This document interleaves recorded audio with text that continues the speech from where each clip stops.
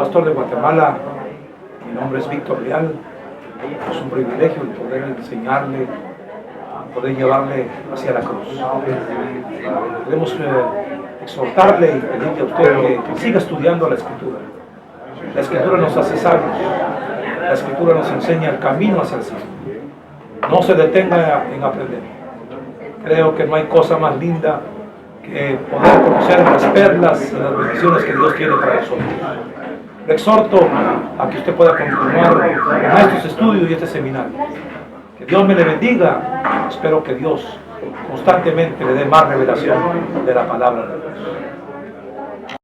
Perfecto. Recuerda que cuando Moisés salió de Egipto, no salió siendo santo, sino siendo un homicida. Había matado a un egipcio. Moisés pensó que cuando estaba en Egipto él era el poderoso y que podía hacer lo que él quería. Por eso mató a un egipcio. Lo único que no era Moisés era buen enterrador. No sabía enterrar muertos, porque rápido se dieron cuenta que lo habían enterrado. Me vas a matar a mí como mataste al otro egipcio. ¿Cómo se dio cuenta él? Mal enterrador. No se hubiera ganado la vida de sepulturero, ¿verdad? Entonces tuvo que salir huyendo. Y aquí vemos a un hombre que salió herido, pero no de muerte. Alguien dice que los pájaros heridos no vuelan alto, pero en Dios los heridos van a volar más alto de lo que la gente se imagina. Porque cuando uno es golpeado, uno es herido, uno no viene, hermano, perfecto al Señor. Estamos aquí porque éramos imperfectos, éramos pecadores. Algunos vinieron de una forma, otros vinieron de otro, pero todos venimos con alguna ala rota, ¿verdad? Pero qué bueno que la misericordia de Dios no nos vio la ala rota, sino nos vio a través de la sangre del Cordero de Dios. Así que Moisés salió, hermano, herido de Egipto. Tuvo que salir huyendo. Y usted puede ver que cuando Moisés sale de Egipto, Dios lo va a llamar, extraño llamamiento. Todos los llamamientos no son iguales. Algunos son llamados de una forma, otros son llamados de otra forma. El llamamiento consta de tres cosas. Romanos capítulo 1 nos dice que primero somos llamados a ser de Jesucristo. Todos somos llamados a ser de Jesucristo. Vamos a Romanos, por favor, capítulo 1 y veamos los tres llamamientos que hay ahí.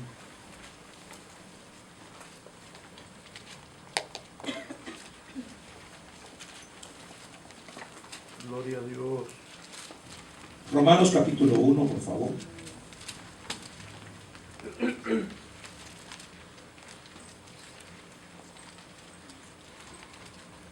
En el capítulo 1, verso 1 dice: Pablo, siervo de Jesucristo, llamado a ser ¿qué? Apóstol. Muy bien, apóstol. Pero sigamos leyendo. En el versículo número 4, fue declarado Hijo de Dios en poder, verso 5, y por quien recibimos la gracia y el apostolado por la obediencia a la fe en todas las naciones por amor de su nombre, entre los cuales estabais también vosotros llamados a ser De Jesucristo. ¿de qué? Primero somos llamados a ser de Jesús. Si ustedes los ven los versos ahí, el segundo llamamiento es llamado a ser santo. Y tercero es llamados a ser apóstoles. Primero Dios nos llama a ser de Jesucristo.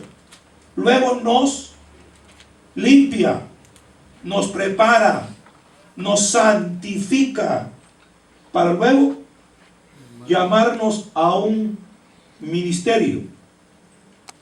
Si usted va a darse cuenta, en el versículo 15 que leímos, dice que Moisés vino y se sentó en un pozo. ¿Dónde se sentó? En un pozo. La expresión esa de pozo habla de congregación, sentarse. Hoy tenemos el problema de la que la gente cree que Cristo lo llamó y al otro día deben ir a predicar. No es cierto. Usted no puede tener un llamamiento así. Claro que hay que testificar, pero no puede tener un ministerio a tiempo completo. ¿Cuánto tiempo tuvo que esperar Juan el Bautista? 30 años. ¿Y su ministerio fue? 6 meses. ¿Están aquí conmigo? Jesús tuvo que preparar 30 años y su ministerio fueron 3 años y medio. El problema de hoy es al revés. La gente quiere ser llamada inmediatamente a tirarse al ministerio. No, hay que sentarse. Hay que sentarse en la congregación a aprender. Si usted no aprende, no puede enseñar. Uno primero debe ser oídos. Debe de escuchar la voz del Señor. El pozo se caracteriza por ser una fuente inagotable de agua nacida. Eso quiere decir la palabra. Usted va a enseñar a otros conforme fue enseñado. Por eso hay tanta variedad de ministerios. Algunos que apalean, otros que pegan sin hacha. Así fueron enseñados. Pero cuando uno es enseñado a través de la palabra y a través de la revelación, uno ama la palabra. ¿Y ama qué? La revelación, porque uno fue enseñado de esa forma. Es como cuando uno le enseña al papá. Si el papá le enseña a orar a uno en público, ¿usted va a orar? Claro. Dice que de tal madre, tal hija. Y como el sacerdote el pueblo. Así que si el sacerdote enseña, instruye, tiene agua inagotable. El pozo es la congregación y la congregación es donde nosotros aprendemos. Anoche enseñábamos sobre que tenemos que tener pan no mohoso, sino pan. Ese pan diario, ¿verdad? Rico comer pan caliente, hermanos. Sabroso. Así que vino Moisés y se sentó en el pozo. Y luego podemos ver que hay personas, hermanos, que cuando Moisés fue llamado, dice el capítulo 3 que fue llamado por una zarza. Mire cómo fue llamado. Algunos serán llamados individualmente y otros serán llamados a través de otras personas. Puede ser que Dios venga y use un profeta y le diga: Dios te tiene un ministerio. Pero hay gente que no son llamados así. Hay gente que son llamados solos. Están sentados y no tienen quien los llama y el Espíritu Santo les indica y se ponen a predicar. Un ejemplo, Apolos. ¿Quién llamó a Apolos? No hubo un profeta que lo haya llamado. Dice que apareció Apolos con una sabiduría tremenda de la palabra. Sin embargo, cuando Dios te llama a ti, tarde o temprano, va a haber alguien que tenga que confirmar tu llamamiento. Dice que Apolos, aunque fue llamado él solo, luego tuvo que venir y ser instruido. Una persona puede ser llamado solo, pero tarde o temprano tiene que congregarse. Dios no bendice a los llamamientos solitarios, no los bendice mucho. Tiene que estar bajo una cobertura. Entonces una persona que va a ser llamada tiene que tener un respaldo atrás. Por eso le pregunto: ¿quién es tu cobertura? Algunos dicen: Cristo es mi cobertura. Pero el Señor instituyó apóstoles, instituyó a pastores. Entonces tú eres llamado. Puede ser que el llamado tuyo sea diferente a los de otros. No todos los llamamientos son iguales. Hay gente que quiere que Dios utilice la misma forma. No es cierto. Dios no utiliza siempre los mismos planes para nosotros. Tiene tantos planes y tantas formas de enseñarnos. No siempre habrá intervención humana, pero el que se envía y se comisiona solo tendrá responsabilidad de la seguridad que fue Dios quien lo llamó. Cuando Dios llama, respalda. Cuando Dios llama, provee.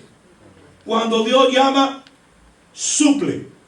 Y cuando Dios llama, unge.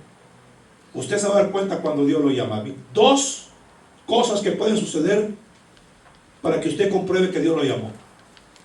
Cuando usted predica, se convierte la gente. Y segundo, cuando usted predica, se enoja alguien. Si estas dos cosas no pasan, dedíquese a ser zapatero, por favor. Sí, porque dos cosas tienen que pasar. Eso pasaba con Cristo. Cristo predicaba y los fariseos se enojaban y los escribas se enojaban y algunos se convertían. La gente que predique y no pasa nada. Entonces uno dice: ¿será que fue llamado? Porque algunos son como Juan Marcos, hermano. Algunos ven el llamamiento de alguien y se le pegan. Viene con el pastor de la iglesia y Dios lo bendice. Pastor, me voy con usted a la obra misionera. Permita primero que Dios le hable.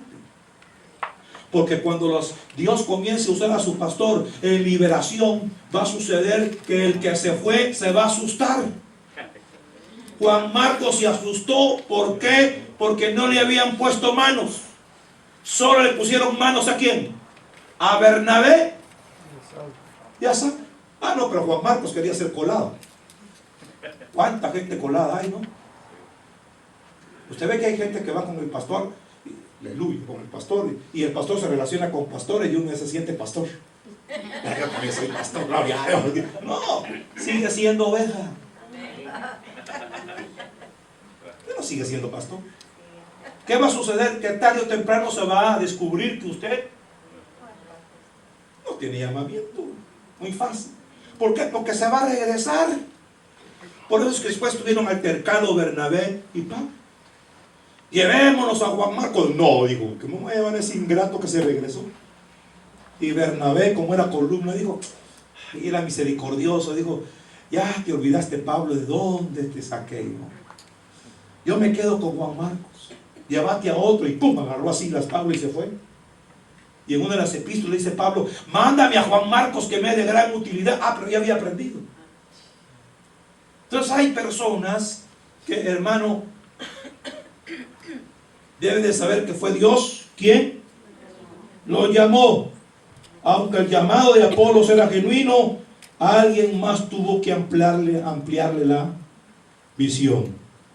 Cuando Dios llama a Moisés, primero lo llama. ¿Qué hace Dios? Llama. Llamarnos no significa que usted esté capacitado. Fíjense que hay personas que yo veo que Dios llama a través de un profeta, a través de un ministerio. Dios te llamó a ti a ser apóstol. Aleluya, santo, gloria a Dios. No, ese es el llamado. No estás capacitado todavía. Porque hay algunos que Dios los llama y al otro día renuncian al trabajo. Ya, Dios me llamó. Y después están muriendo de hambre la mujer y los hijos y él se están muriendo. Porque cuando Dios llama, abre puertas. ¿Cuánta gente ha sido llamada y lamentablemente están pasando pobreza? Porque una cosa es el llamado y otra cosa es ser capacitado. Mire, Moisés fue capacitado. Vaya conmigo, por favor. Dice que se sentó en dónde. ¿En dónde se sentó? Para aprender. Fíjese que Pablo, cuando fue llamado, no fue, mi hermano, ¿sabe dónde se fue Pablo? Arabia. Vaya a Gálatas capítulo 1, verso 17.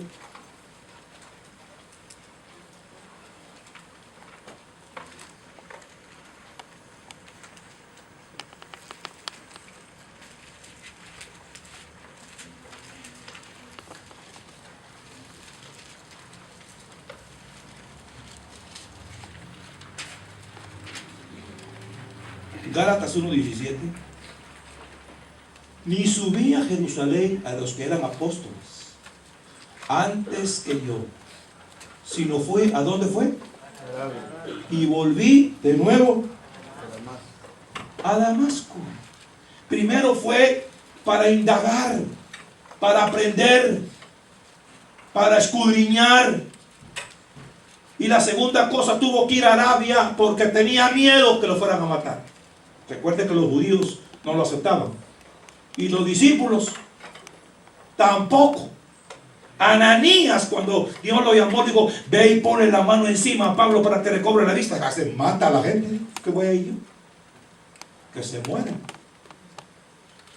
Sin embargo, Dios le habló. Y cuando a Pablo se le quitaron las escamas de los ojos, se fue a Arabia. ¿Quién tuvo que ir a buscarlo? Bernabé lo fue a buscar. Bernabé lo instruyó. Bernabé lo presentó. Fue una forma como Pablo pudo presentarse ante la gente. Pablo tuvo que aprender de Bernabé y después Pablo reconoce autoridades. Él reconoce que Jacobo y Juan eran columnas de la iglesia. En la capacitación ocurren varios aspectos dignos de considerar. Primero dije que se sentó, eso es ser discípulo. Diga conmigo. Discípulo. ¿Cómo? Discípulo. Una vez más.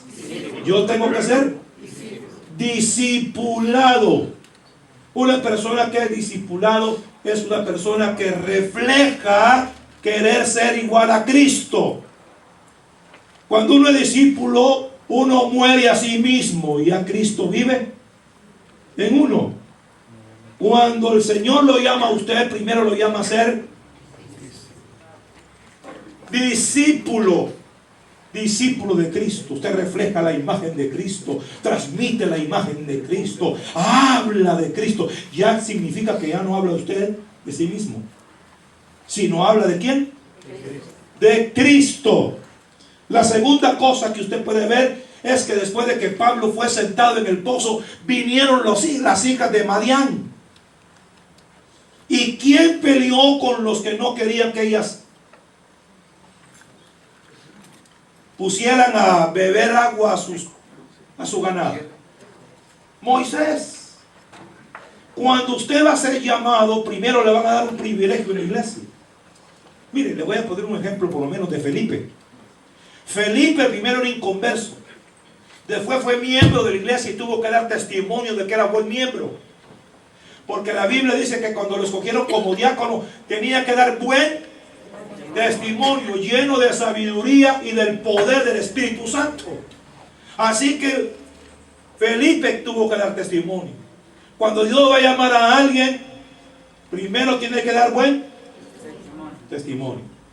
Segundo, tiene que ser algo lleno del Espíritu Santo y de sabiduría. Quiere decir que Felipe tuvo que dar testimonio. Usted tiene que dar testimonio donde está. El problema de algunos que son llamados es que rápidamente quieren ser cabeza, hermanos. Cuando uno se le llena la cabeza de orgullo y yo ya puedo, ya tengo, ya puedo hacer mi bosquejito de homilética, ese es su problema. Porque entonces ya no quiere ser discípulo, quiere ser ¿qué? Pastor. Mire cuántas iglesias se abren.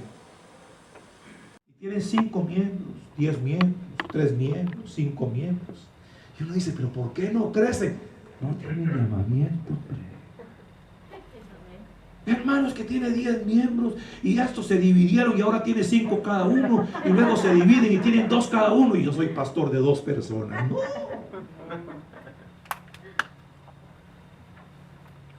Por eso hay tanta congregación, tanta iglesia.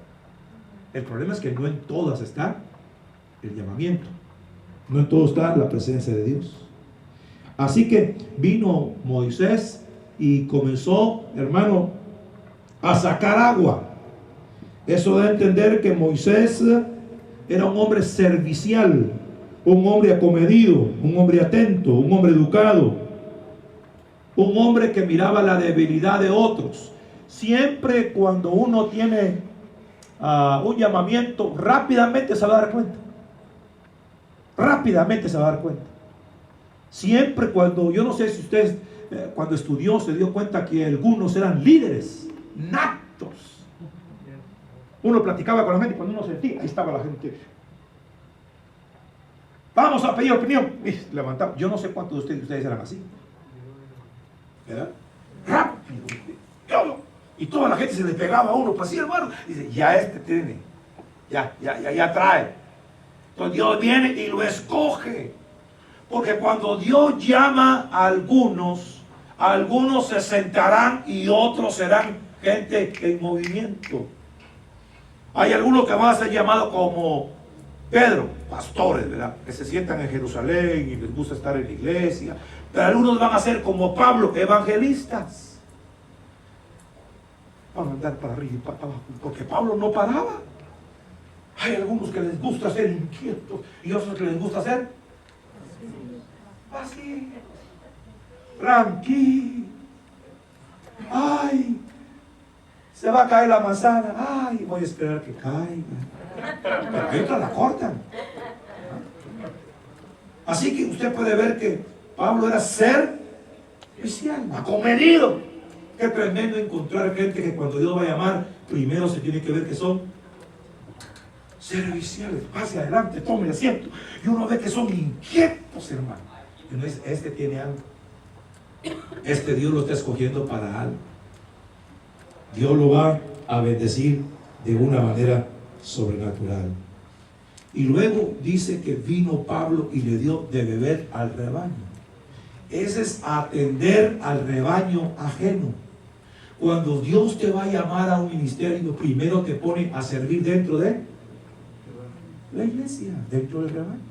Un grupo familiar, él es líder de un grupo familiar. Te está preparando. Eres un pastor. Yo pienso que es un pastor no en su desarrollo completo, sino en miniatura. Te ponen a cuidar rebaños que no es tuyo. Lo de David, el rebaño que cuidaba no era de él, era del papá. ¿Verdad que sí? Así era Moisés, cuidaba el rebaño ¿de quién? Del suegro. Y vamos a ver después cómo este hombre Moisés fue obediente. Usted puede ver que en la capacitación nosotros funcionamos como obreros. ¿Cómo qué funcionamos? Obreros. Cuando uno estudia medicina, hay 3 niveles cuando uno entra al hospital: R1, R2 y R3. El R1 es el que está haciendo sus prácticas. Entonces al R1 lo ponen a poner suero, le ponen a poner inyecciones, tiene que hacer los diagnósticos, tiene que escribir, él va a hacer todo. El R2 pues manda al R1.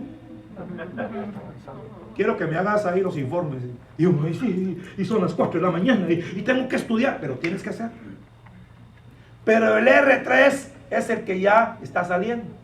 ¿Sabe qué hace el R3? Llega al hospital, dice, ¿cómo están las cosas? R1, pues aquí tenemos un hombre que tiene un ojo así. Ah, ¿cómo? ¿Y lo estás curando? Sí. ¿Qué le has hecho? Le he puesto suero, le he puesto venda. Ajá, ahí me avisa si pasa algo. Ahí nos vemos, buenas noches. Y se va a acostar. Al otro día se levanta a las 5 de la mañana. ¿Cómo están las cosas? ¿No hubo novedad? No, va, ahí nos vemos mañana, pues tranquilo, sí, se va. Así sucede en el ministerio. Cuando uno comienza en el ministerio, Dios te prueba de 2 formas. La primera te prueba por la escasez.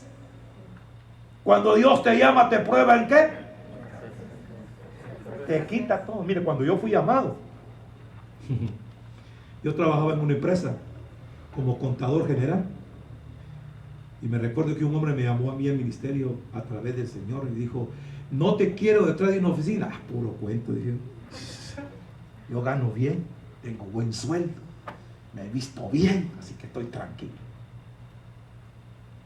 Me llamaron 3 veces. La tercera vez estaba en una iglesia detrás de una columna. Y se bajó el hombre de Dios y fue donde yo estaba y me dijo, es la última vez que Dios te habla. Y ya dije, puro cuento, le han haber contado algo, Me invitaron a predicar a una finca y venía yo en una moto con otro hermano y ¡pau! Había aceite en la carretera y allá iba su servidor. 20 minutos inconsciente. Me levantaron del piso, del asfalto, y me llevaron a la casa. Y yo con el dolor en la cabeza y con un problema en la pierna, acostado en la cama, y de repente cuando cierro los ojos veo una caja, y en la caja estaba yo dentro. Y oí una voz que me dijo, o me sirves o vas para ahí. Entonces me senté en la cama y dije, te sirvo, Señor, aleluya, ¿cómo no? Cualquiera.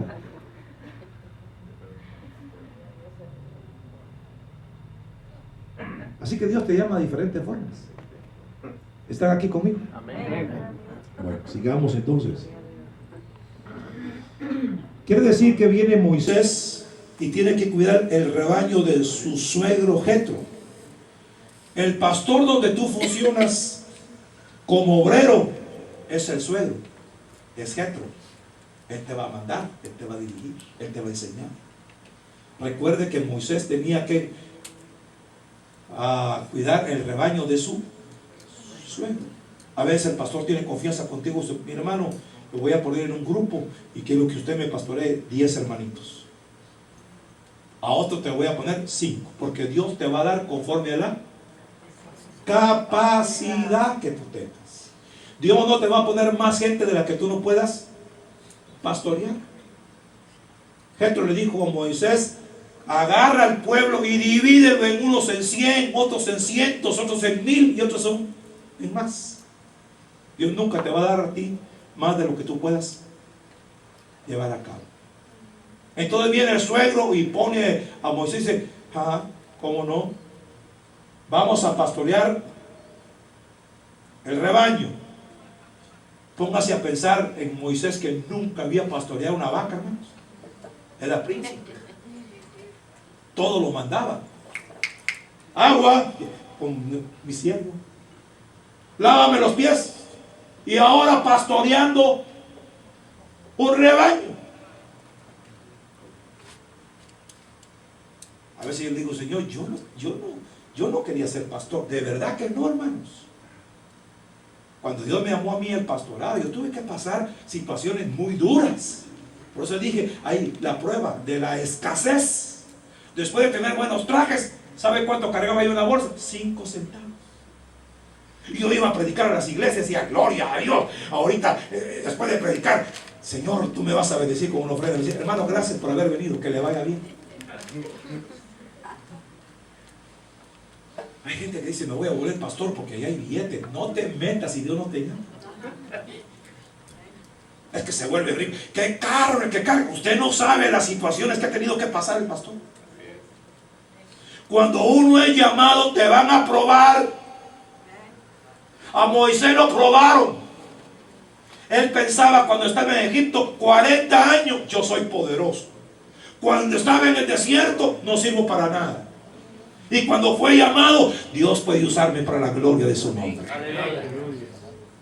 Qué tremendo Moisés, ¿no? Así que lo pusieron a cuidar rebaño ajeno. Dios primero te pone a cuidar un rebaño. Es como cuando uno se va, cuando uno no se ha casado y le dan un niño. Fíjese que a mi hija, cuando estaba en 5º bachillerato, le dijeron: les vamos a enseñar a ustedes, les vamos a dar una muñeca para que la cuiden. Y era una muñeca que lloraba, que tenía que cambiarse los pañales, que si se enfriaba tenía frío y lloraba, hasta se moría. Así que le dieron la muñeca y la llevó a la casa. Y comienza la muñeca: ¡ya! Yo, ¿y esta por qué está llorando? Y mi hija le decía a mi esposa: ¿pero por qué llora? Y ya que los que tienen experiencia, ¿verdad?, es que de repente se orinó y tiene frío. Tenían que cambiarle el pañal. Al otro día que llevó la muñeca a la escuela, habían... Perdón, hermanos, me tocaron el timbre. Por favor, ahí voy a bajar el volumen a esto. Son cosas. Gracias. ¿Están aquí conmigo? Y al otro día que ella llevaba la muñeca, habían algunas que habían llevado muerte a los niños. Y le preguntaban: ¿y qué pasó? Es que se puso a llorar y no sabía qué hacer. Mire, hasta hambre tenía la niña. Era un muñeco con una batería atrás. Hoy que mi hija acaba de tener a su hijo, eso es divertido. El niño llora: mami, ¿qué tiene? Mami, ¿qué le pasa? Tiene hambre. Así le pasa a uno cuando está comenzando. Están dando a cuidar otros rebaños. Y a veces en los rebaños hay algunos que son calidad, pero hay otros que son como la mule Balaam.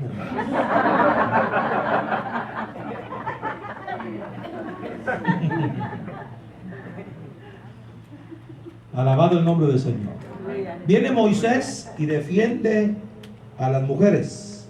Esas son las congregaciones y los campos que son hijas de la iglesia. Usted aprende a amar a esa gente. Aprende a llorar con esa gente. 5 hermanos, pero usted los ama. Son las ovejas que le han permitido que usted pastoree. Y usted llora y está constantemente ocupado con ellos. ¿Y cómo están? ¿Y qué pasó? ¿Y están trabajando? Y usted siente una carga. Son las hijas de Jetro. son las congregaciones o grupos familiares de la iglesia.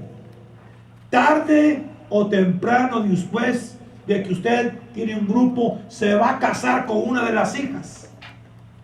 Quiere decir que va a salir una congregación de acá y usted va a tener ya la forma de poder trabajar, de poder cuidar, pero primero lo tienen que poner a cuidar el rebaño que no es suyo. Y cuando uno pone a cuidar el rebaño que no es suyo, uno se esmera.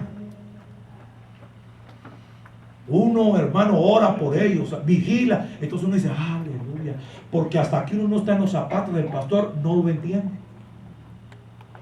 Mientras uno es oveja, dice, el pastor recibe billete, sí, el pastor, sí, pero cuando ya uno lo pone a ser un grupo familiar o un líder de un grupo, uno se da cuenta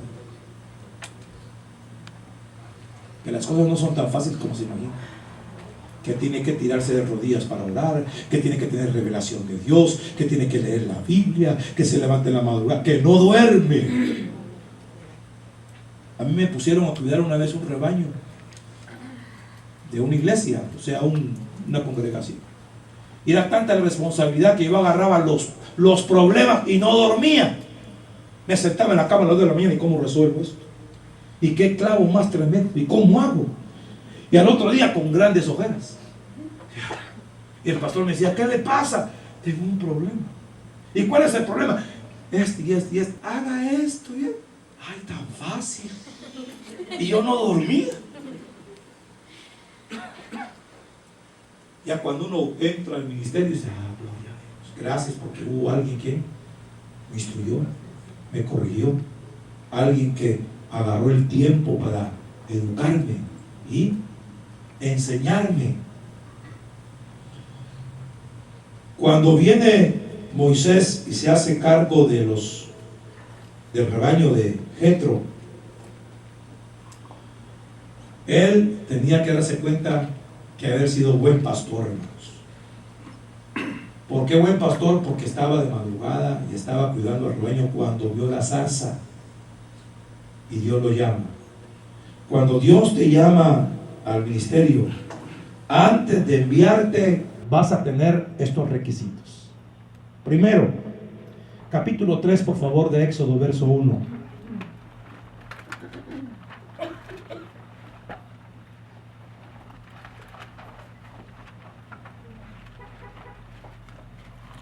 Éxodo 3:1. Apacentando Moisés las ovejas de Jetro, su suegro. ¿Qué estaba pastoreando las ovejas de quién? De su suegro. Sacerdote de Madián, llevó las ovejas a través del desierto y llegó ¿hasta dónde? ¿Hasta dónde llegó? Horeb. Era un hombre que estaba pendiente. Horeb significa lugar de oración. Una persona que va a ser llamado al ministerio debe de aprender a orar. Cuando uno aprende a orar, aprende obediencia, hermanos. Una persona que va a ser llamada tiene que amar la oración. ¿Saben ustedes que hay gente que quiere ser llamadas, pero les cae mal estar en el culto? Yo tengo un llamamiento, pero no viene el día de oración. Entonces no está siendo preparado. Primero hay que estar ¿dónde? En Horeb. Cuando usted aprende a orar, va a oír la voz de Dios. Cuando aprende a doblar rodillas, se va a dar cuenta que las batallas no se ganan de pie, sino ante la presencia de Dios Todopoderoso. Entonces uno debe de aprender a orar. Ponga a alguien a orar y se va a dar cuenta usted si verdaderamente tiene oración privada o no. El que no tiene oración privada siempre es el yo. Dame. Yo. Pero el que tiene vida de oración piensa en otros. Es como Nehemías pensaba en el pueblo. Hemos pecado, hemos hecho iniquidad. Ya se incluía, aunque él no hubiera pecado, estaba ¿qué? Incluyéndose. Uno debe de aprender a orar. ¿Debe de aprender a qué? Jesús no oraba mucho en público, hermanos. Si oraba 5 minutos o 3 minutos, el público era mucho. ¿Sabe cómo oraba Jesús? Gracias, Señor, porque sé que siempre me oyes. Amén. Se acabó. Pero pasaba las noches enteras orando. Nosotros somos buenos para orar en público. A ver, ¡ah, Jesús! Y en público, nada. En privado, nada, hermano. Usted debe de aprender a qué. ¿Quiere ver la manifestación y el poder de Dios? Aprenda.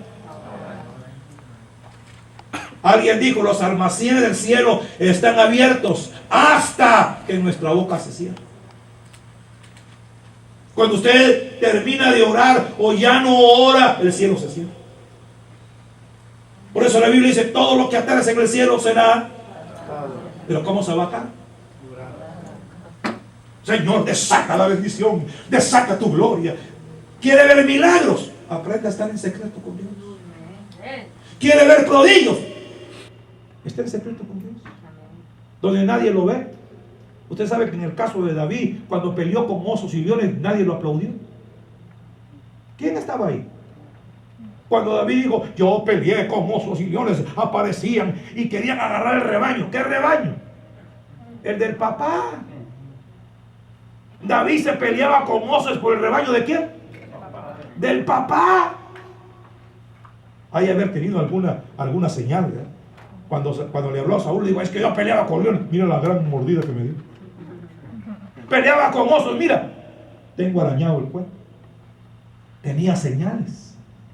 Cuando usted aprende a orar, donde vaya, va a dejar huella. Donde vaya. Va a decir, gloria a Dios, hermano. Clama, ora, intercede. Está en Oreb. Está en la oración y está en la obediencia. Quiere que Dios se manifieste en usted y que Dios le dé un buen ministerio y le dé dones. Aprenda a orar. Diga conmigo, levánteme su mano y diga, yo debo aprender a hablar con Dios. Usted aprende a hablar con Dios, le cuenta sus experiencias, le cuenta sus problemas. Cuando una persona aprende a orar, sabe que en los momentos difíciles, sabe dónde está el secreto. Hermanías, ante la presencia del Dios Todopoderoso. Versículo número 2. Y se le apareció el ángel de Jehová en una llama de fuego en medio de una zarza, y él miró y vio que la zarza ardía. ¿En qué? Se le apareció un ángel. Eso significa vida espiritual. Cosas sobrenaturales van a pasar. Primero la obediencia, la oración, y luego Dios te va a llamar. Repito, Dios nos llama a la gente de la misma manera. Dios lo llama diferente. A Pablo lo llamó a través de la revelación. Cristo se reveló y se cayó en el desierto. Fue una cosa tremenda. ¿A cómo llamó a Pedro? Personalmente. Deja la red, ven, sígueme. ¿Cómo llamó a Mateo? Igual. Pero ¿cómo llamó a Jeremías? Desde el vientre de tu madre te conocí, amigo.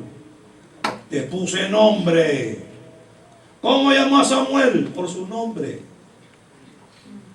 ¿Cómo llamó a Gedeón? Temeroso. Hay algunos que dicen, hermano, es que yo tengo miedo, tal vez Dios no me usa. Si usó a Gedeón. Yo estaba un día en una iglesia y conocí el testimonio de una hermanita. No era muy buen testimonio. Y de repente se levanta el hermanito y ¡pum! Comienza a profetizar. Y yo sabía cómo vivía y me levanté y la voy a callar. Y el Espíritu Santo me paró y me dijo, si usé a la mula de Balaam, ¿no puedo usar a esta mujer yo? Entonces me senté, ay, poder de Cristo, que siga dándole.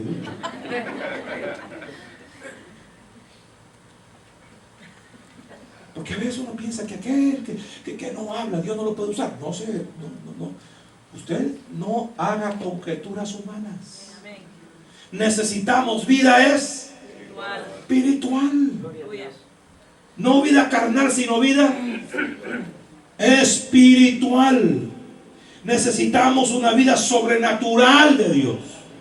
Usted debe de pedirle, Señor, lo que dice ahí, dame dimensiones. No me des títulos, dame. Porque los títulos pueden ser dañino para uno. Reverendo, dice siempre uno así todo muy raro. Pero cuando hay dimensiones son experiencias sobre naturales. Cuando Dios me estaba usando al principio, me recuerdo que una noche fui a predicar a una iglesia. Mire qué tremendo pasó. Y Dios me reveló la vida de una señora. Yo estaba predicando y de repente el Espíritu Santo me dijo, dile que es la última oportunidad que le doy. Así que a mí me daba miedo. Y cuando le iba a hablar decía, ay Señor, dice, no eres tú. Y soy yo. Y de repente el Espíritu me dijo, háblale.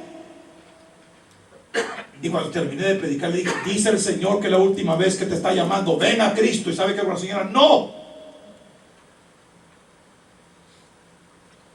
La actividad era 2 días.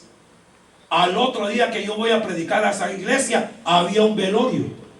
¿Sabe quién estaba dentro de la caja? La señora. Y entonces me asusté y ay, poder. Una vida sobre. Usted debe de pedirle al Señor una vida. Dame experiencias. Que cada culto que yo valga, que vaya, haya algo sobrenatural, Señor. Señor, desarrolla dones en mí. Elévame de dimensiones diferentes. Por eso es que Pablo le pusieron a Hijo porque tenía dimensiones había escuchado cosas inefables que la Biblia no dice. ¿Qué fue lo que vio? Usted debe ser un hombre y una mujer de oración, o una mujer que viva una vida sobrenatural. Dice la escritura en el versículo 2 que vino Moisés y miró. Vea el verso 2 conmigo. Y se le apareció el ángel de Jehová en una llama de fuego en medio de la zarza. ¿Y qué? Y miró. Esos son ojos abiertos espirituales. ¿Ojos qué? Abiertos. Abiertos. Qué tremendo cuando Dios nos abre los ojos. Miramos cosas que nosotros las podemos tener enfrente y no nos damos cuenta. ¿Se recuerda cómo se llamaba la otra mujer que tenía Abraham? Tuvo 3, pero ¿cómo se llamaba? Sara, Agar y Sécura, ¿no? Pero Agar, dice que Agar la sacaron. Sara dijo que se vaya. Y dice que vino Abraham y lo único que le dio fue pan y un poco de agua en un odre. Y la mandó al desierto. Y se le acaba el pan y se le acaba el agua. Y viene entonces Agar y se pone a llorar. Y agarra al niño porque no tenía que comer. Y la pone debajo de un arbusto. Y se va y se pone a llorar. Y dice, no quiero ver cuando mi hijo muera. Y dice que vino el niño y lloró. Y Dios escuchó la oración de ¿quién? El grito. Y vino Dios y le abre los ojos a Sara. No era ciega. Le abrió los, y cuando vio, ahí estaba la fuente siempre había estado ahí. Hay problemas que están tan fácil de resolver, pero tus ojos están. ¿Cómo le abrió Dios los ojos mi hermano, a Giesi, al siervo de Eliseo? ¿Qué miraba? Solo el ejército enemigo. Hoy es nuestro último día en la tierra, Señor.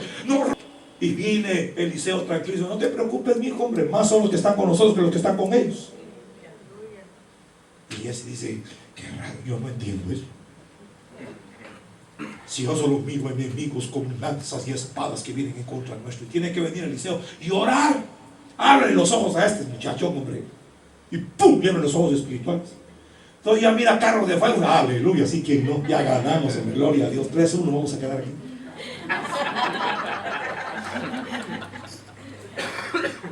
¿Los ojos fueron qué? Que Dios abra nuestros ojos. ¿Puede decir amén? Amén. ¿Que abra qué? Nuestros ojos. Dice, mire Balaán. Balaán era un profeta que iba a ir a maldecir a Israel. Y Dios se le aparece, un ángel se le aparece. ¿Y sabe quién vio primero al ángel? La mula, ¿verdad? No lo vio Balaán. La mula se paró. Y Balaán golpeaba a la mula. Y la mula ahí. Entonces viene Dios y le abre la boca a la mula. Qué tremendo, ¿no? Fíjese que Dios le abre la boca al perro para que le hable a usted. No te das cuenta que aquí está el Señor. En lugar que el perro haga wow, wow, le diga, aquí está el Señor. Usted, Padre, hasta el perro habló. La mula le habló a Abraham. Y después Abraham se le abrieron los ojos y vio al ángel y dijo, ¡ay! No sabía que Dios nos abra nuestros para contemplar cosas espirituales. Pero quiso mentir, quiso recibir la gloria que había recibido Bernabé. Y Ananías dijo, yo vendí en eso fue. Y Pedro se le quedó viendo y dijo, no le has mentido a los hombres sino a quién. Y allá viene la mujer 3 horas después. Usted va a ver que esta mujer solo fue viuda. Sí, porque a las 3 horas murió. A las 3 horas entró la mujer. Safinita, vení para acá, muchacha. En eso vendió tu marido. Ya la había contagiado. Sí. Acaban de sacar a tu marido. Y así te sacarán a ti también. Eso es estar en la presencia de Dios. Cuando uno viene a la iglesia debe saber que aquí está la presencia de Él. Entonces es muy delicado. Cuando usted va a servir al Señor, debe de saber que es delicado. Usted no puede tomar un instrumento y estar jugando con la presencia. Dios lo puede talar. Dios lo puede matar. Cuando uno se va a dedicar al servicio, Señor, límpiame, purifícame. Tengo que presentarme con temor y temblor delante de su presencia. Vamos a dejarlo ahí y continuamos en un ratito. Cierra sus ojos y oramos, Padre, en el nombre de Jesús. Realmente gracias porque tu presencia está con nosotros. Queremos pedirte esta mañana que derrames tu gracia y que lo que hemos estado hablando quede sembrado en el corazón.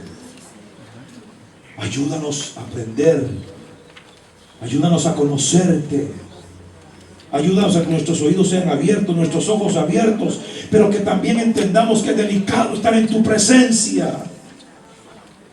Ayúdanos a que tu Espíritu Santo venga sobre nuestra vida.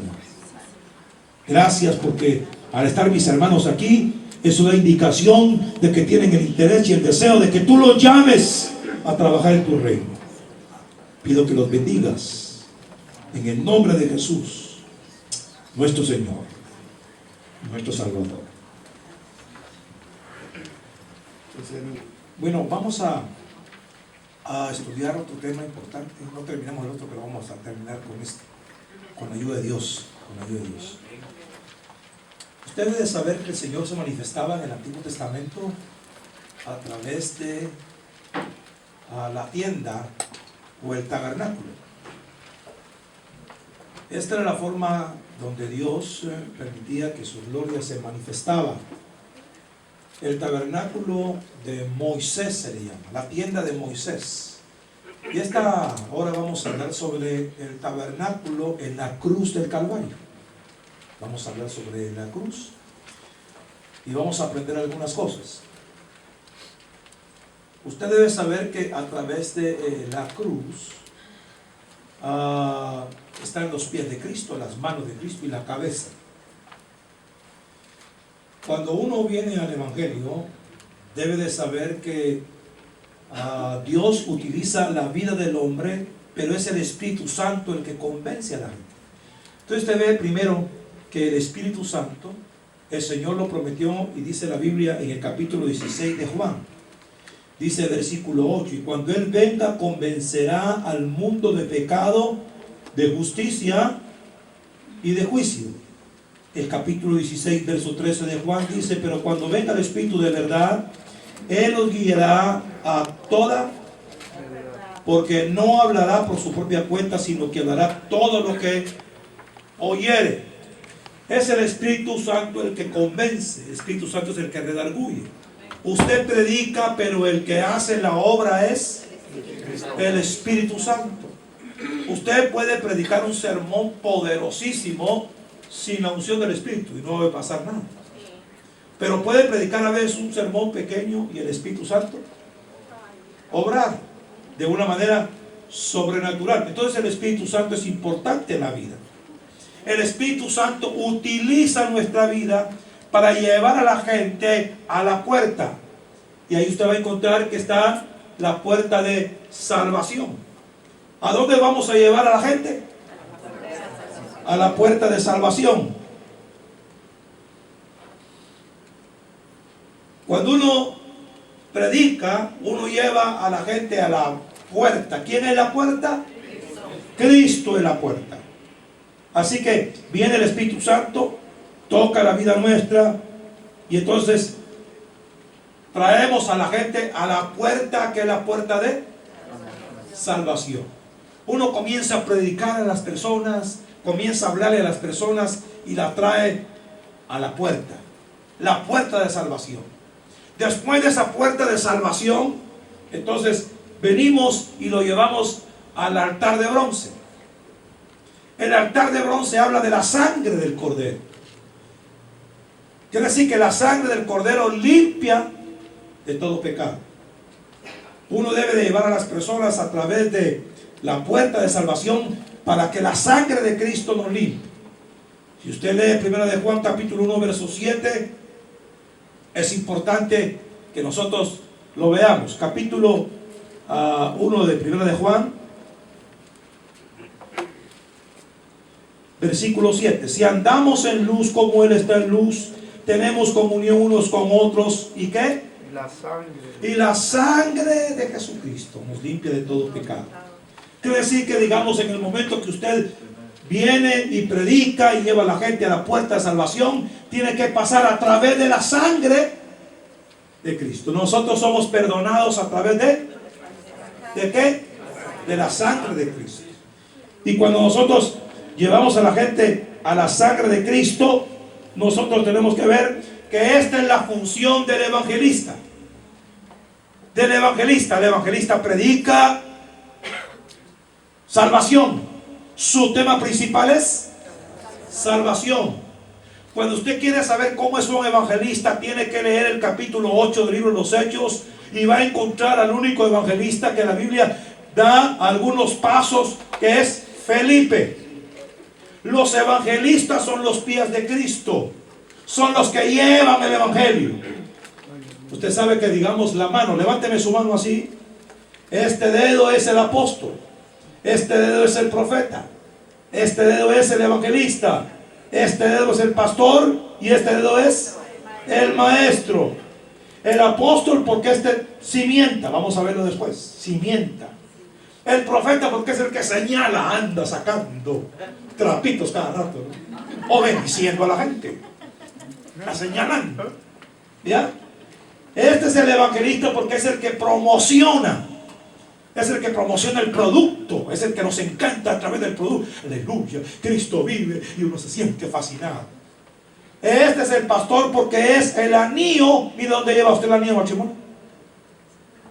El pastor se casa con la iglesia. Y este chiquitito que uno ve que es tan pequeño es tan útil porque es el que despenica la Biblia. Porque este es el cimiento. Haga conmigo esto y luego haga esto. No ponga la mano así y no va a sentir fuerza en la mano. Ponga así en la mano y va a sentir una fuerza tremenda. Eso es lo que hace el apóstol. El apóstol trae fuerza, cobertura y bendición. Entonces venimos a través del evangelista. El evangelista son los pies de Cristo. ¿Qué hace el evangelista? Vaya al capítulo 8 del libro de los Hechos.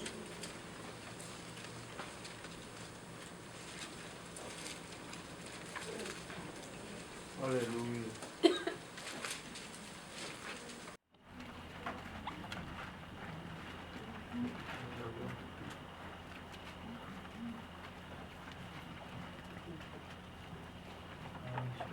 ¿Lo tiene? Verso 5 dice: y entonces Felipe descendió a la ciudad de Samaria y les predicaba ¿a quién? A Cristo. Quiere decir que el evangelista tiene que ser Cristo céntrico. Una persona que es evangelista no enseña doctrina. ¿Qué enseña? A Cristo. Y luego dice ahí que la gente unánime escuchaba atentamente las cosas que decía Felipe Y luego dice que oía y miraba ¿qué? Señales. A los evangelistas que le siguen. Las señales. Verso 7. Porque de muchos que tenían espíritus inmundos, también lo usaba en liberación.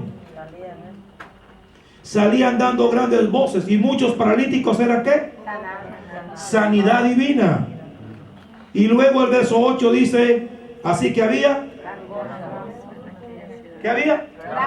Ese es avivamiento.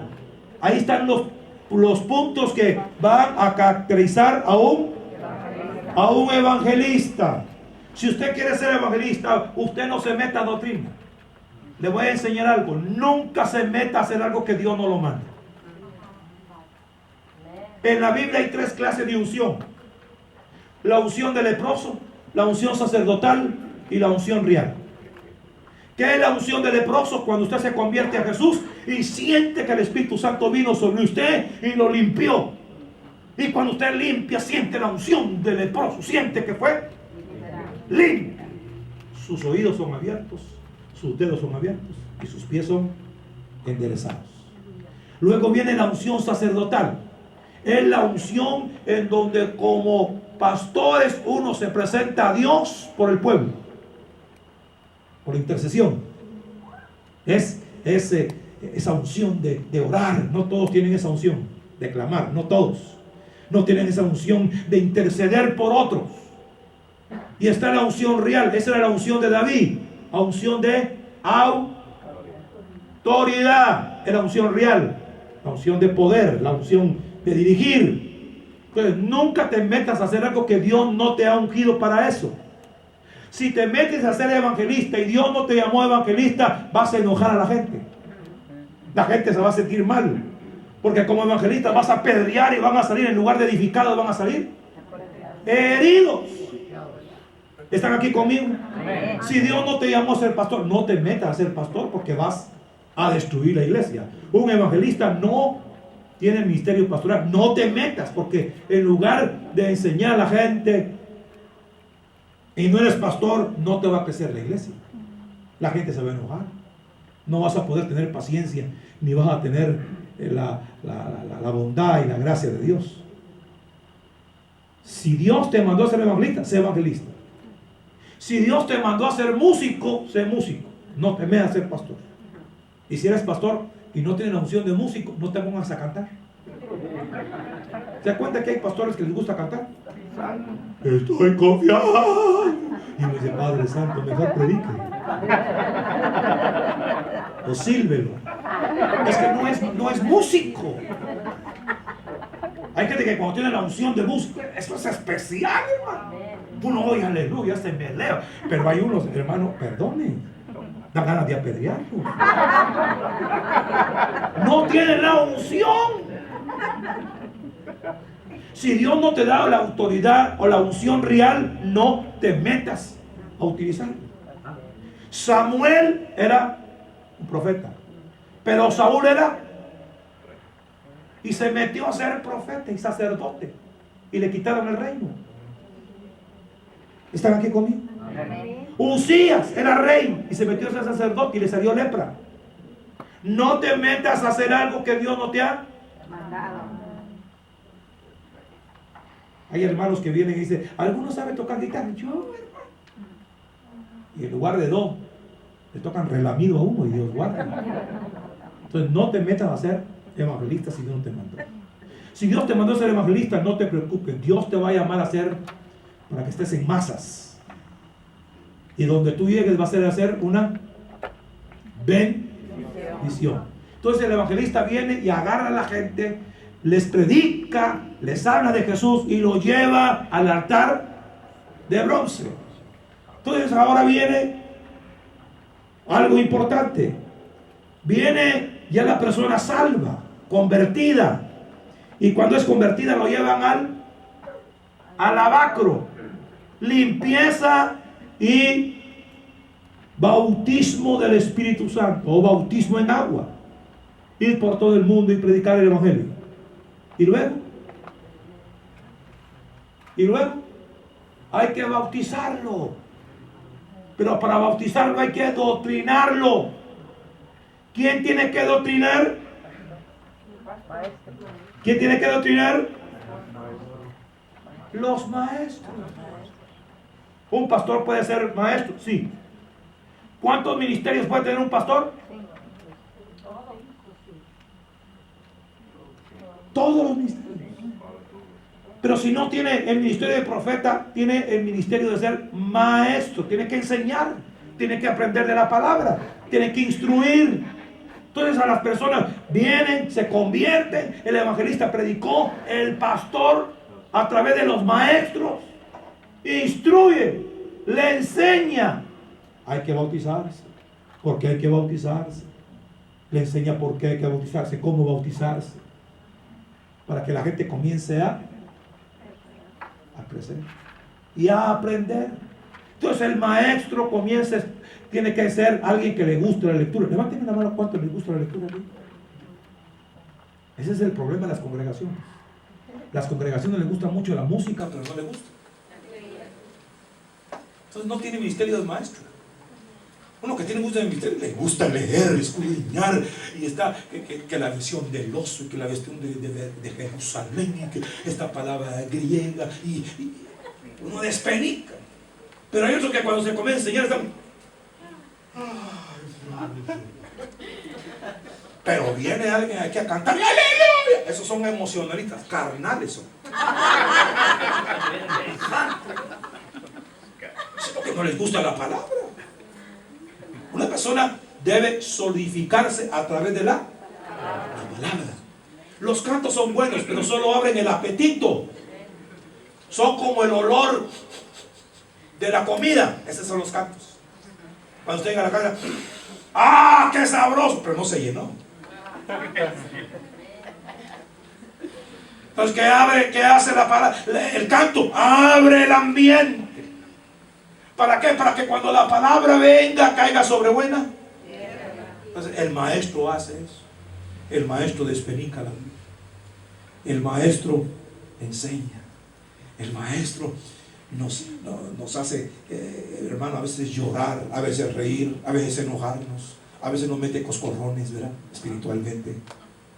¿Por qué? Porque nos enseña a través de la palabra cómo caminar. Nos enseña el bautismo, nos enseña la santificación, nos enseña la consagración. Es el maestro.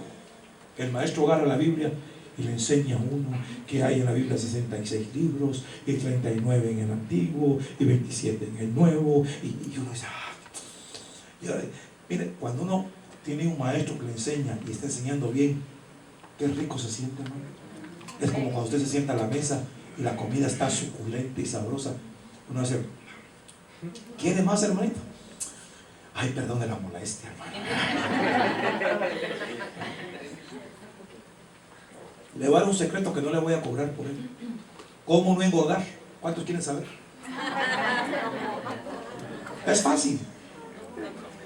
Nada de ponerse anillos en las manos, no, nada de eso. Ni pasarse un limón, tampoco. Es fácil. Haga conmigo esto. Haga conmigo esto. Esa es la receta. Cuando le ofrezcan el segundo plato, haga. No va a engordar, de verdad no va a engordar. Entonces está el maestro. El maestro y el evangelista nos llevan a otro nivel, a otra dimensión, y nos llevan a la puerta de la verdad. Fíjese que primero el evangelista nos lleva a través del camino, pero luego viene el evangelista y el maestro y nos lleva a la puerta de la verdad. Diga conmigo, la verdad. ¿Quién es la verdad?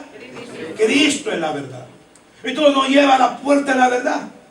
Y cuando el maestro y el evangelista están, nos lleva a la puerta de la verdad y nos llevan a otro nivel, y nos llevan entonces a la mesa de la proposición. La mesa de la proposición eran panes que constantemente se estaban cambiando. Ahora, en esta parte donde está el altar de bronce y está la vaca, había luz del sol. Luz del sol. Pero cuando entraban después de la puerta de la verdad, ya no había luz del sol. sino había luz de la lámpara del Espíritu. Ya era otra dimensión. Y lo llevaban a la mesa de la proposición. ¿Qué es la mesa? Es el alimento. ¿Quién tiene que estar alimentando el rebaño? El pastor. El pastor tiene que estarse preparando para llevar alimento fresco. ¿Se recuerdan ustedes que el maná no podía guardarse para otro día? Se engusanaba. Lo mismo sucede en la vida cristiana. Un evangelista agarra 10 mensajes y los predica en todos lados porque es diferente gente. Pero un pastor no. Un pastor tiene que estar dando alimento fresco, fresco. Cada día una enseñanza. Cada día una experiencia diferente. Cada día un mensaje distinto. Está trayendo pan, pan y pan. Y alimenta a la gente. El pastor comienza a alimentar a las personas. Y comienza a traer no solo pan, sino trae también enseñanza. Trae corrección. Hay mensajes suaves. Hay mensajes proféticos. Hay mensajes duros. Hay mensajes de exhortación. Dice que las palabras del pastor son como clavos. A veces uno está sentado y de repente el pastor predica y a este le dijeron que me está pasando. Por mí lo digo. ¿Y por quién otro?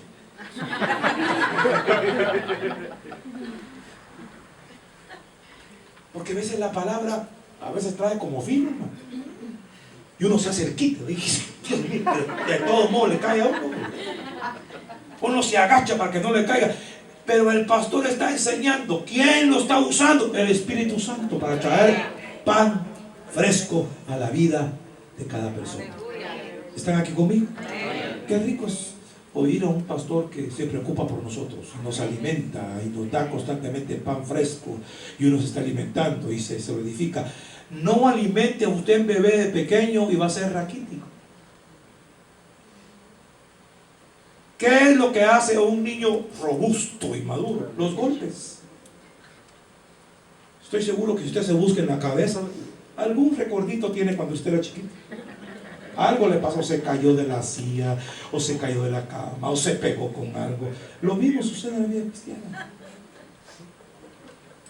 Es a través de la palabra de un pastor que nosotros vamos desarrollando nuestro carácter. ¿Nuestro qué? Una vez más. Vamos madurando. Dios no quiere niños, Dios quiere padres. En la Biblia. ¿Usted quiere ser llamado? Tiene que leer la Biblia. Lee las promesas, subrayenla, léala, escudriñala. Eso era la palabra que el Señor le dio a través de la ley a Moisés para el pueblo. Enséñale a tus hijos por la mañana, mediodía y por la tarde. Ponlas en la dintel de la casa.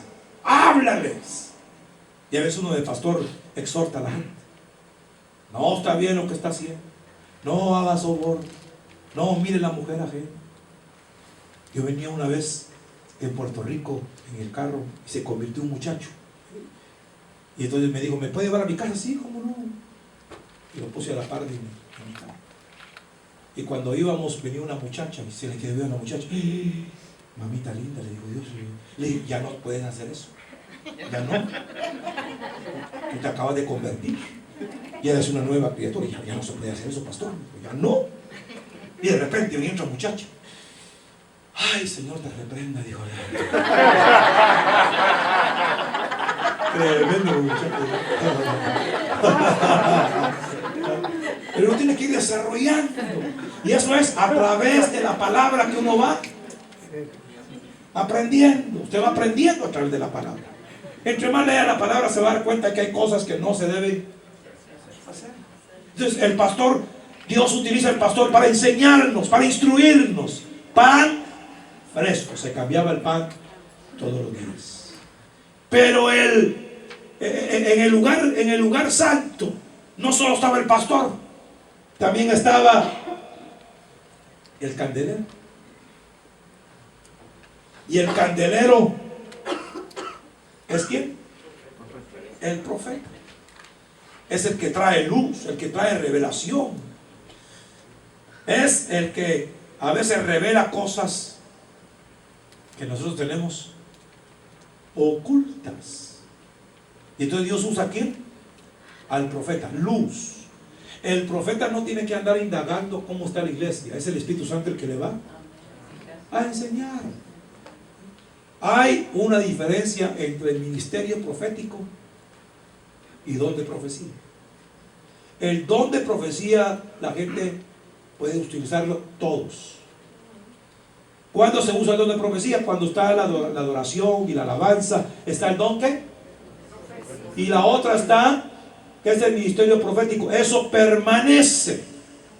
El profeta no siempre tiene que andar, hermano, profetizando.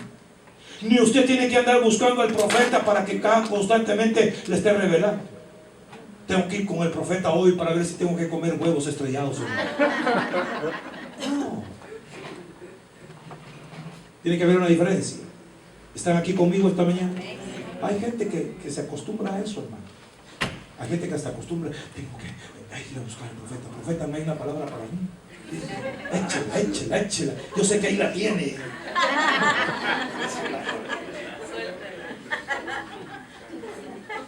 Hay gente que anda detrás de los profetas. Usted tiene un pastor y tiene una congregación y tiene la palabra más segura, la Biblia. Que Dios use al profeta, amén, gracias a Dios porque lo está usando y lo está bendiciendo. Pero no lo vaya a buscar, no ande detrás de ellos. Que Dios me hable, que me hable. Póngase de rodillas y clame a Dios y Dios le va a responder. Si viene Dios y usa a un hermano y puede ser una palabra específica en un momento específico, en un momento indicado, Dios puede usarlo. Gracias a Dios por esos hermanos. ¿Están aquí conmigo? Pero recuerde que a veces los profetas pueden ser no infalibles. Pueden ser falibles, pueden equivocarse.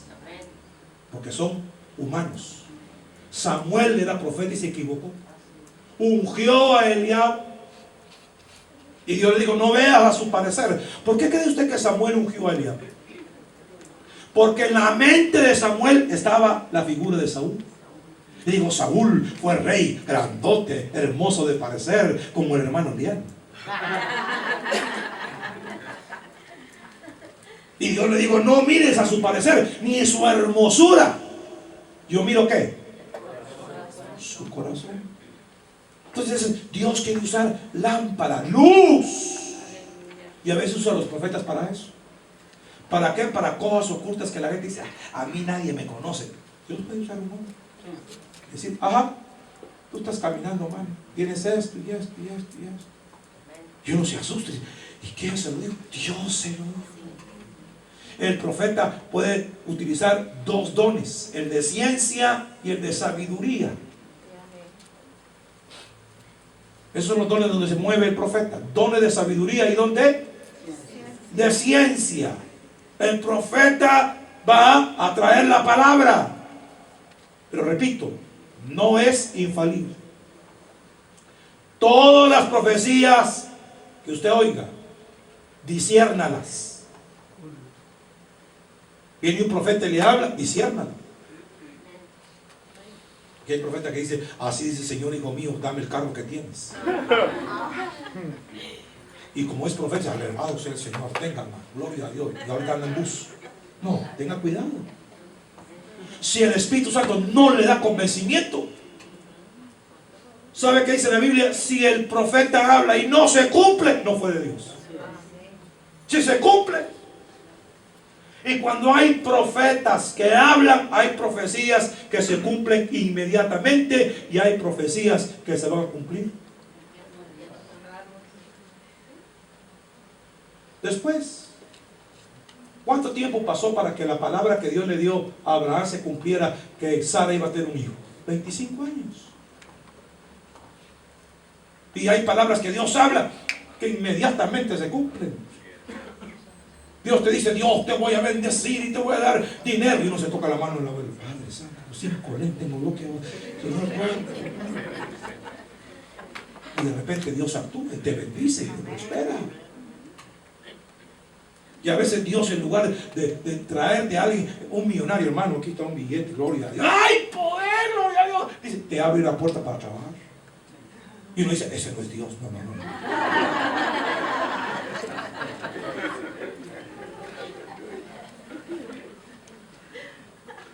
Así que qué bueno por el ministerio profético. Es importante el ministerio profético. Trae luz, trae lámpara, es el Espíritu enseñando a la gente.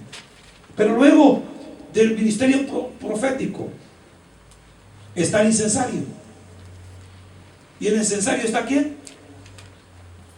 ¿Quién está ahí? El apóstol. Hay apóstoles de la gracia y apóstoles del Cordero. ¿Cuántos eran los apóstoles del Cordero? 12. ¿Cuántos son los apóstoles de la gracia? Muchos. Del apóstol del Cordero solo estaban los 12 apóstoles. Por eso fue que cuando Judas murió tuvieron que poner a otro para que se completara el número. ¿Cuántos? 12. Pero en la gracia hay muchos apóstoles. Pablo no era apóstol del Cordero. Pablo era apóstol de Bernabé, también era apóstol de la gracia. Hay muchos apóstoles ahí. ¿Están aquí conmigo? Voy a tocar un puntito aquí sobre cuáles son las señales de un apóstol. Porque es lamentable, hermano, que hay apóstoles. Claro que sí. ¿Cuántos lo creen conmigo? Levántenme su mano. Pero hay muchos que se llaman ser. Eso es lo que dijo, lo que dice Juan. ¿Cuál es el primer requisito que la Biblia habla de un apóstol? El primer requisito es ¿qué? Haber visto al Señor. Ese es el primero.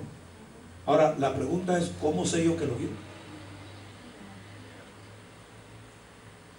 Yo puedo decir, es un apóstol. Yo vi al Señor. Es Él y Dios. Eso no me consta. Pero hay requisitos que sí se ven. ¿Están aquí conmigo? El segundo requisito para un apóstol es el crecimiento de su congregación. Para aquellos no soy apóstol, pero para ustedes soy. Ustedes son mi corona de apostolado, dijo Pablo. El tercer requisito es revelación en la palabra. Dios le va a dar luz en la palabra. El cuarto requisito es extensión de su ministerio. Se van a abrir muchas obras. Va a haber expansión. Yo veo gente que es apóstol y solo tiene 10 miembros y nunca tiene otro. Digo, ese no es apóstol. ¿Están aquí conmigo? El número 5. Le siguen las señales. Al apostolado le van a seguir. Sí, le van a seguir señales. A todos los apóstoles de la Biblia le seguían ¿qué? Claro. Capítulo 5, vaya al capítulo 5, verso 12 de los Hechos y se va a dar cuenta que le seguían señales.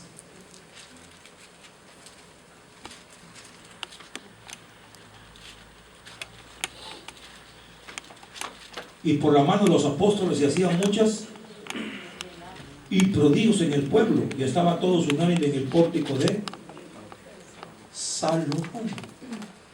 Y la sexta señal para ser un apóstol es su humildad. Un apóstol no se debe enorgullecer. ¿Debe ser qué? Humilde. Mira un apóstol así medio tiene nada. Porque el apóstol reconoce que toda su autoridad no viene del hombre, viene del Dios Todopoderoso. Entonces tiene que doblegarse. Entonces aquí vemos un apóstol. Un apóstol es el que intercede, un apóstol es el que consuela, un apóstol es el que bendice, un apóstol es el que siente la carga por otros, es un apóstol, por eso es el incensario. Es el que complementa al evangelista, al pastor, al maestro, al profeta. ¿Están aquí conmigo? Ahora, cada uno de estos ministerios tiene su función diferente. Cuando uno es evangelista y está predicando, el pastor se sujeta ¿a quién? Al evangelista. Cuando el pastor está enseñando al evangelista, se sujeta al pastor. Cuando el pastor enseña, el profeta tiene que estar ahí, sentado, escuchándolo. Viene un apóstol y escucha a un evangelista, tiene que estar sentado. Se complementan. No significa que viene un apóstol, el evangelista, Padre Santo. Si está enseñando, ¿dónde debe estar el pastor? Oye, si está en el apóstol, ¿dónde tiene que estar el profeta? Sentado. Porque se complementan, hermano. Aunque el apóstol sea autoridad, el apóstol lleva la palabra y solidifica la doctrina, no se sienta y no reconoce la voz de un apóstol. Es un apóstol. Dios lo bendiga, lo bendice Dios. Y estos 5 ministerios nos llevan a otra puerta. Repito que el evangelista nos lleva a la puerta de salvación. El maestro nos lleva a la puerta de la verdad. Y el pastor, el profeta y el apóstol nos lleva a la puerta de la vida. Entonces, en la puerta de la vida, usted va a darse cuenta que cuando entra en la puerta de la vida, nos lleva al gozo, a la alegría, a la presencia de Dios. Entonces viene Dios y nos lleva a esa puerta de vida. Y en esa puerta de vida es algo importante. En la parte de acá del atrio es sangre. Todo es sangre. Es el lavacro. En la puerta de la vida es la verdad. Yo soy el camino. ¿Y qué? Pero falta la vida. ¿Y dónde está la vida? La vida está después de que nos han instruido, nos han apapachado, nos han atraído a Él. Entonces Dios nos trae y nos mete en esa puerta de vida. En un lugar hay sangre, en otro lugar hay aceite y en otro lado hay vino. Entonces viene el Señor, nos mete en la puerta de la vida y nos lleva al arca. ¿De qué? ¿Dónde lo lleva? A la presencia de Dios. En la presencia de Dios. Fíjese que cuando uno ve la cruz del Calvario, nosotros estamos viendo de los pies hacia arriba. Pero cuando Dios ve el tabernáculo, lo ve de la cabeza a los pies. Porque ¿quién es la cabeza? Cristo es la cabeza. ¿Quiénes son las manos? Los ayudadores, las ayudas ministeriales. ¿Quiénes son los pies? Los evangelistas.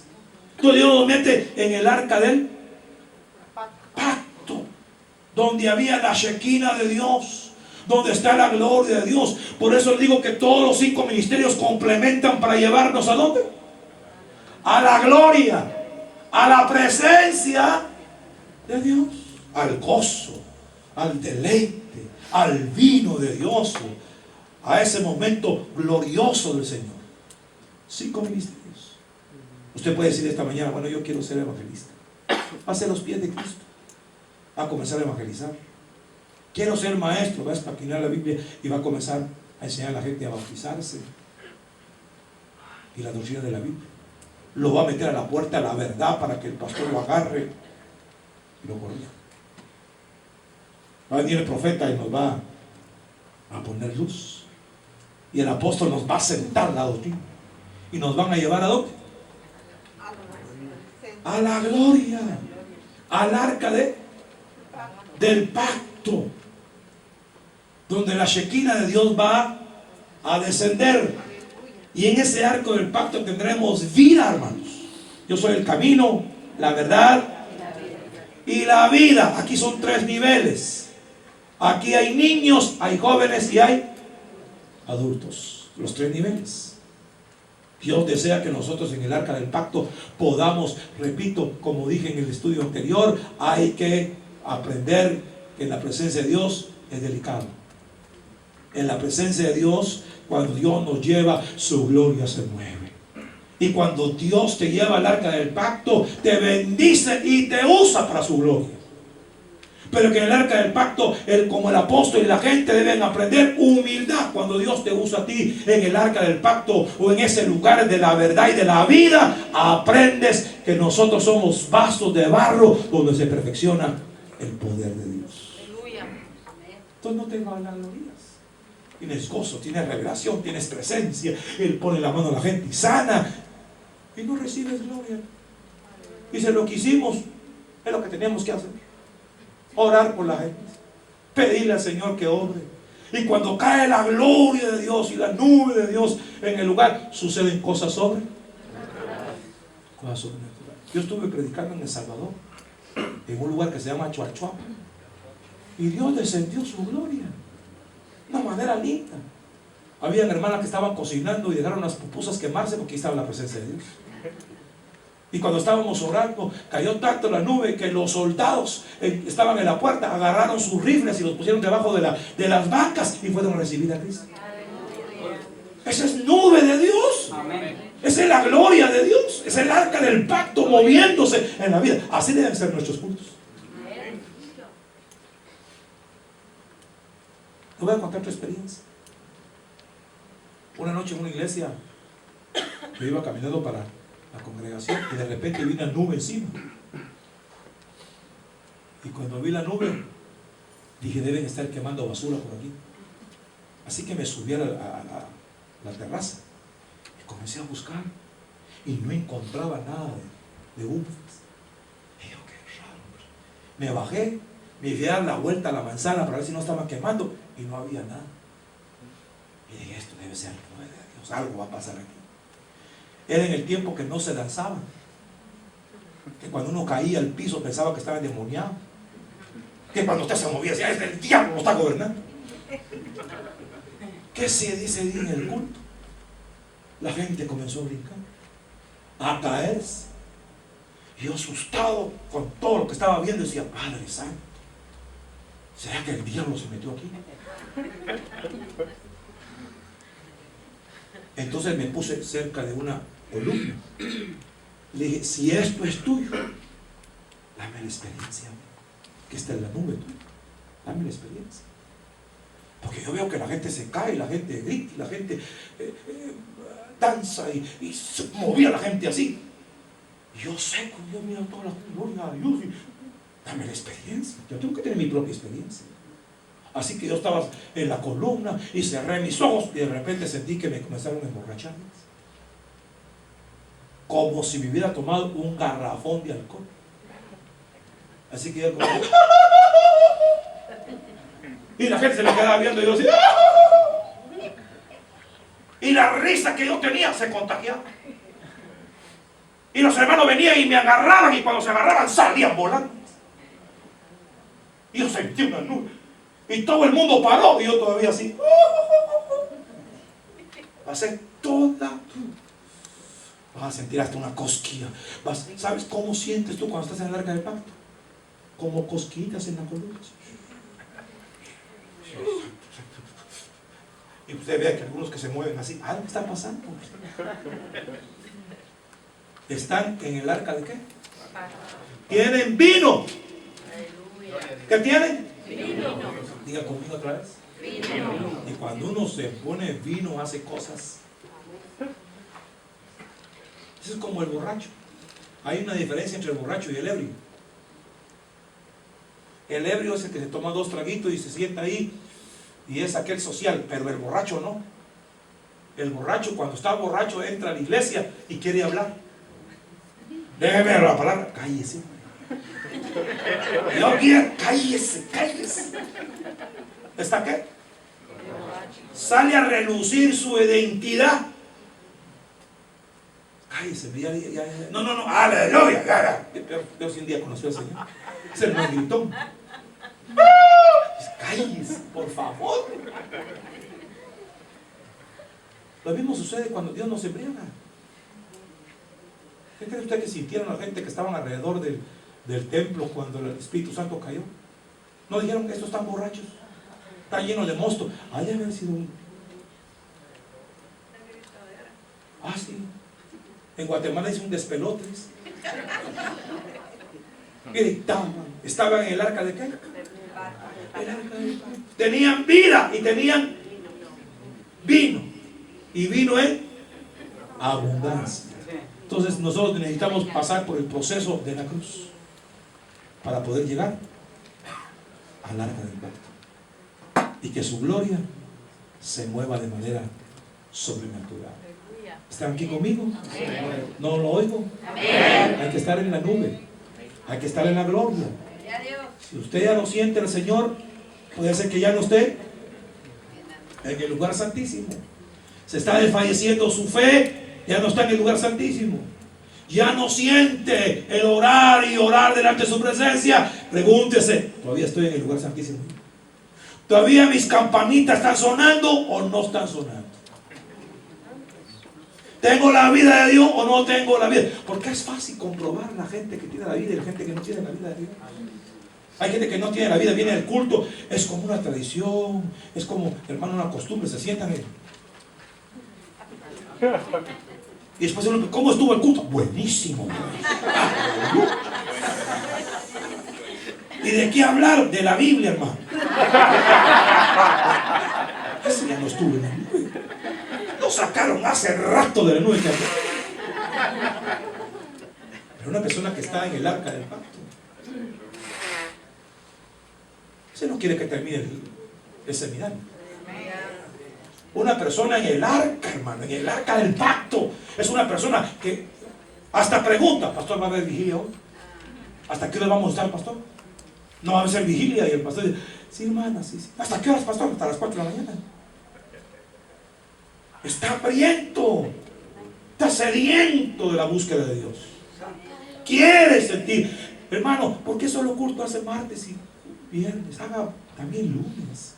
Y que hagan los miércoles y martes y jueves y viernes y sábado y domingo. Y hagamos culto domingo en la mañana y en la tarde también. Y en las noches por si puede. Ese está en el arca del pacto. Pero el que no está en el arca, ¡ala!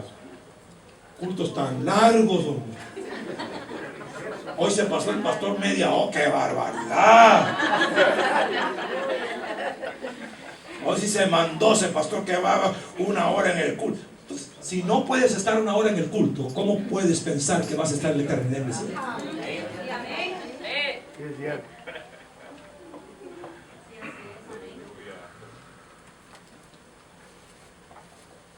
Qué lindo estar en la presencia de Dios, ¿no? En el arca de la vida.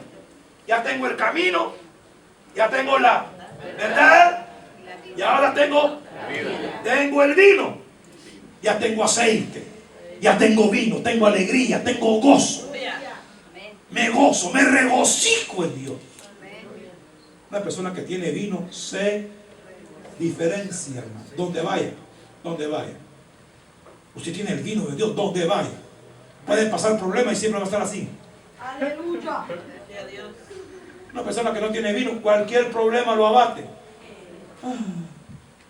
¿Qué le pasó? Para trabajar en el espíritu, otros para trabajar en la plata y otros para trabajar en la madera. ¿Quiere trabajar en el oro? Son los que trabajan en el espíritu. Hay gente que trabaja en la plata, en la liberación, en sanidad, en el cuerpo, en la administración del alma. Y hay gente que trabaja en madera, sanidad divina. ¿Dónde Dios te quiere poner? Pídeselo. Que Dios te muestre. Y dile, no me saques el vino. Cierra sus ojos, oramos, Padre, en el nombre de Jesús.